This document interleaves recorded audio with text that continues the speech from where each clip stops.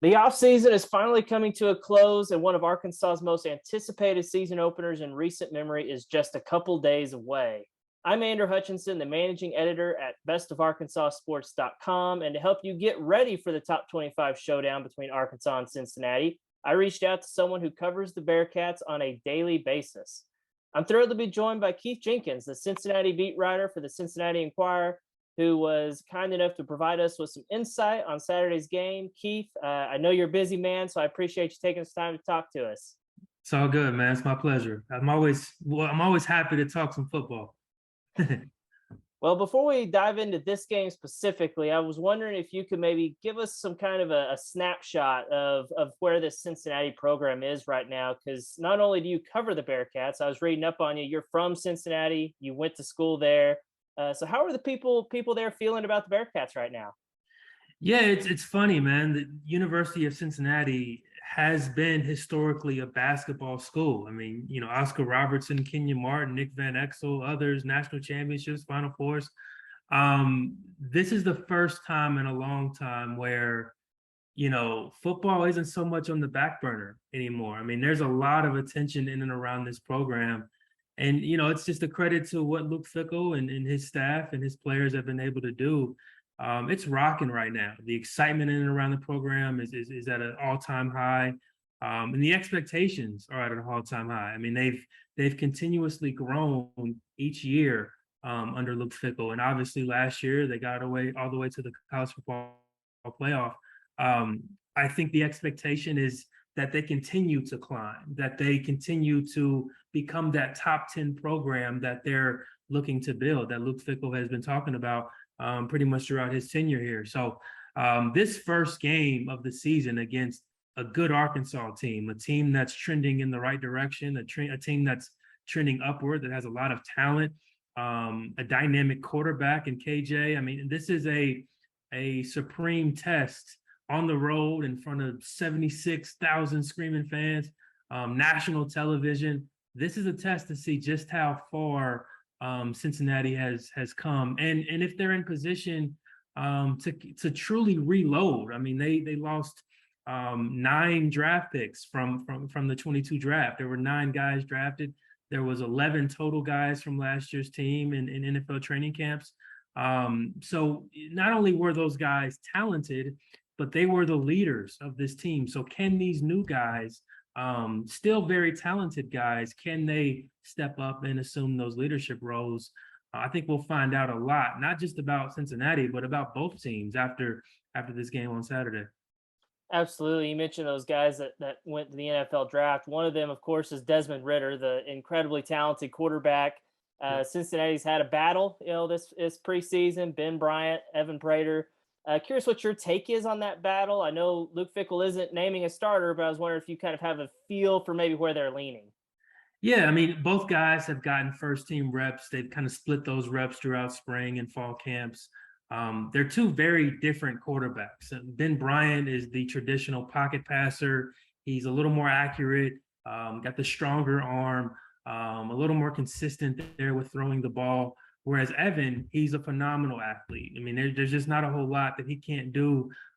He's great with his legs. He's truly that dual threat. He's not quite there with his arm yet. There's still a lot of development that needs to happen there. Not that he's a bad passer by any stretch, but as far as the growth and development, throwing the football, I'd say Ben is further along. He's the senior. Evan is the sophomore. The interesting part about Ben is, yeah, he's an Eastern Michigan transfer. He started at Eastern Michigan last year, but he was at Cincinnati before that. He had to compete with Desmond Ritter for that starting job. When Desmond Ritter won it and became a 2-time conference offensive player of the year and Peach Bowl and all of that stuff, they told Ben, look, man, you're not going to play here. So they helped him get to Eastern Michigan, and he started there last season, and he's back. I'm guessing. I don't know who the starter is going to be, but I do watch practice, and we kind of get a feel of where the team is trending. If I had to guess, I would say it's probably going to be Ben Bryant, but it could easily be Evan. We'll see how the thing shakes out. I think for the first time in a long time, Luke Fickell, he doesn't have Desmond Ritter back there, and he has this this bargaining chip or this competitive edge where he can kind of keep something a secret.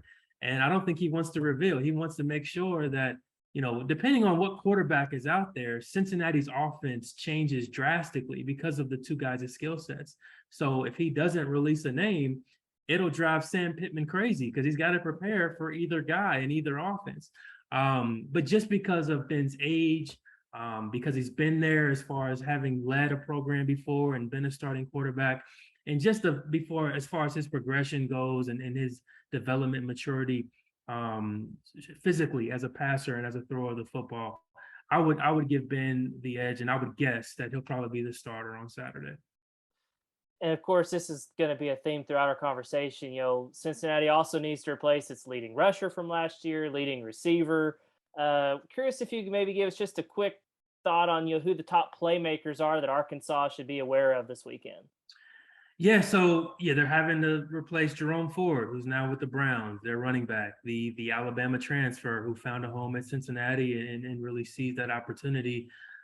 They truly do have 4 running backs back there. It says "or" all the way down the depth chart, because you really could put either one of those guys out there and feel confident that they'll move the chains. One of those guys is Corey Kiner. Arkansas fans may know that name. He's an LSU transfer, a hometown kid. A couple seasons ago, it came down to either Cincinnati or LSU, and he decided to go to LSU.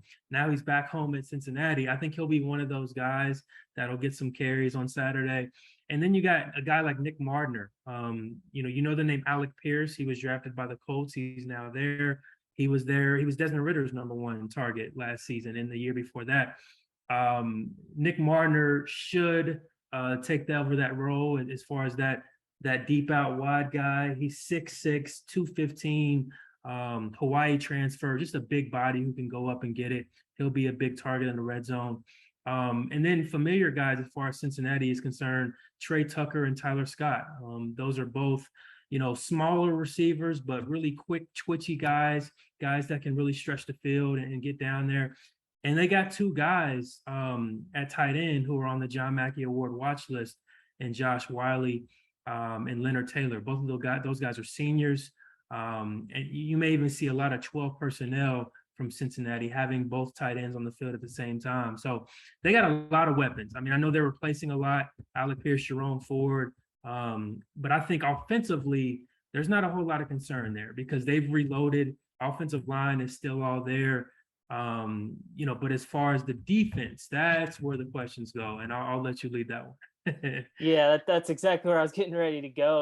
Last year's defense was so good, and they had the 4th overall pick in Sauce Gardner. I think he was one of 6 defensive players drafted. How has Cincinnati gone about replacing those guys? Have they got guys developed in the wings, or do they have a bunch of freshmen contributing, or do they hit the portal really hard? Yeah, I mean, a little bit of both, to be honest, or all of that, to be honest with you. They have a freshman, JQ Hardaway. He won't be the starter, but, if there was another Sauce, he's that. And I know that's lofty praise and high expectations, but as far as where Sauce was at the end of his career here at Cincinnati, physically, that's where JQ Hardaway is. He's a dynamic playmaker at the cornerback spot, really tall, lanky, like Sauce. So he's a guy. He won't start, but he'll probably contribute, maybe even play. He'll be in the boundary, but he may even see him in that nickel spot. So, but the 2 corners this season will be Arquan Bush and Jaquan Shepard. Jaquan Shepard was Sauce's roommate. He'll take Sauce's place over there in the boundary. And then on the field side will be Arquan Bush. Arquan is a senior. Both of them are seniors, but Arquan was the nickel back last season. So while you had Sauce on one side, and then you had actually the Jim Thorpe Award winner, which a lot of people kind of forget, the nation's best corner was on the other side, and Kobe Bryant. He's now with the Seahawks. But they have 2 seniors who are stepping up into those cornerback spots. 2 guys who have been waiting for their opportunities to really be the guy on that side of the field, and they finally got it. At safety, Brian Cook was another guy. He was an all-conference safety. He's now with the Chiefs, vying for a starting job there.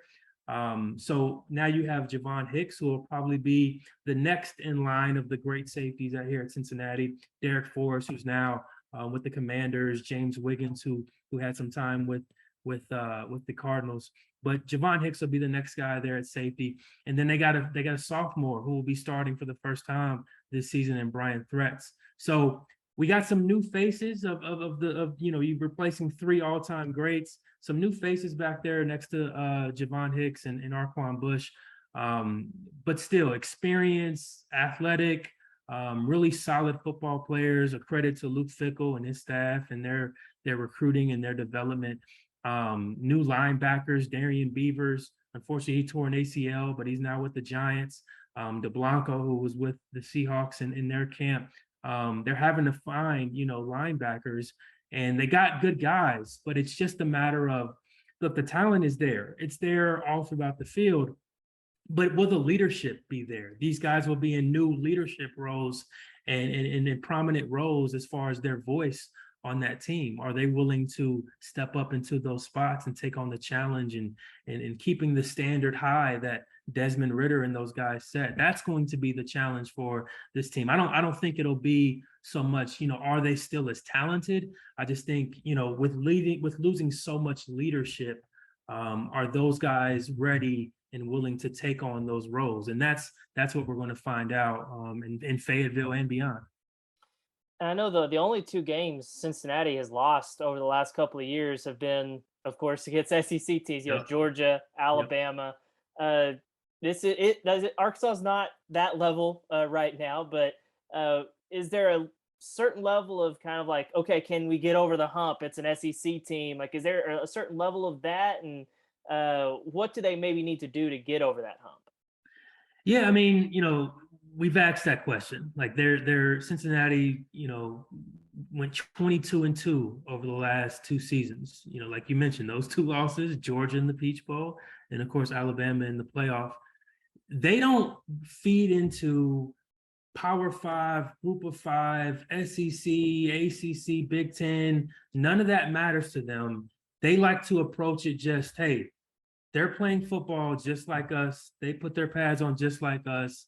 So they're not feeding into that storyline of, man, it's another freaking SEC team. Can we beat them? I think what they're looking at it as is this is another opportunity for us to take that step. Like I said earlier, they want to be a top 10 program, not a top 10 team. They've done that. They did that last year. They want to be regarded as a perennial top 10 program. Every year you're mentioning them with the Ohio States and the Alabamas and the Georgias. And, they're on that short list of 10 teams that are up there every single year. That's where they want to be. And this is another step in that direction. If they can go out there and play well and win in a hostile environment against a quality team, look, SEC or not, Arkansas is a great team. They're on the rise. They have a lot of great talent. They're big. I love their quarterback. He is just phenomenal. And I think if he has a solid year, I think Arkansas can have a special year. I think they're that gifted. I love their coach. I think he's a great coach. I think he's got a great mindset, and I think his players respond well to him. Sam Pittman, a former Cincinnati assistant. But yeah, Cincinnati is not looking at it as crap, man. We got another SEC opponent. It's another opportunity for them to take that step. And look, national television, a top 25 matchup. If they can go out there and play well and snatch a win in Fayetteville, just imagine, the steps that they'll be able to take as far as getting to that plateau, especially as they're heading into the Big 12. And that leads me into my last question I got for you. You don't necessarily have to make a score prediction or anything like that, but I'm curious kind of how you feel this game's going to play out. I think the spread right now, last I checked, was like 6.5. What are maybe a key or two and kind of how you think this game's going to go? Yeah, I mean, I think it'll be close. And I think the difference will be 2 things. The quarterback play. Both guys, Ben Bryant, Evan Prater, whoever starts, they're both unproven. Yeah, Ben Bryant started at Eastern Michigan last year, played fairly well. But, I'll say Toledo because I played at Toledo. Arkansas is not Toledo, okay? Like, this isn't the MAC. This is a different step up in competition. So can Ben step up to the challenge in front of a hostile 76,000 environment, national television, SEC, all of this stuff? Can he answer the bell? And if it's Evan, he's a sophomore with 0 starts in his career, 0. He spent last season learning behind Desmond Ridder, not a bad guy to learn from. but he has yet to really truly been tested at this level. So, can they get good quarterback play? Can they get a guy who's going to take whatever Arkansas gives them, hold on to the football, don't make bad decisions, don't give the Hogs any easy possessions? That's going to be key. And then the other key is KJ Jefferson. I mean, that guy, look, he's great and he will run you over. Okay. That's what I love about his game. I know Arkansas fans, it probably drives them crazy because you want him to slide or get out of bounds. But he's a guy that he's a dynamic playmaker that can put the ball in the air or just take off. Can Cincinnati contain him? Can they limit his big plays? We don't want to see him, making 40, 50, 60-yard gains. You don't even want to see him making 8-yard gains because he's still moving the chains that way. So limit his explosive plays. And again, man, the leaders got to show up. I think this will be a close game, well into the third quarter and maybe even to the fourth quarter, either way. I think the leadership has to show up, not just for Cincinnati, but Arkansas as well. But, when you're in a close game, sometimes the better team doesn't win because the other team was just more composed. So who's going to keep their composure and make sure that they're, playing sound football in the waning minutes of that game? I think that's going to be key. So I don't know who's going to win. I honestly think it's a toss-up, to be honest with you. I haven't really thought much about it. But I just think the leadership has to show and that composure. And the key guys have to be the key guys. This is a marquee matchup, a top 25 matchup, national television. The guys that Arkansas anticipates, being the guys this season, the guys that Cincinnati are hoping will be the guys. This is the game. This is the game that those guys need to step up. And I think that'll be key. Well, I don't know about you, Keith, but I'm really excited for Saturday. I can't wait for it to get here. I think I heard you say you're going to travel down. So safe travels to Fayetteville. Again, reminder to everyone watching and listening, kickoff at 2:30 Central Saturday, and you can watch it on ESPN. I can't wait, man.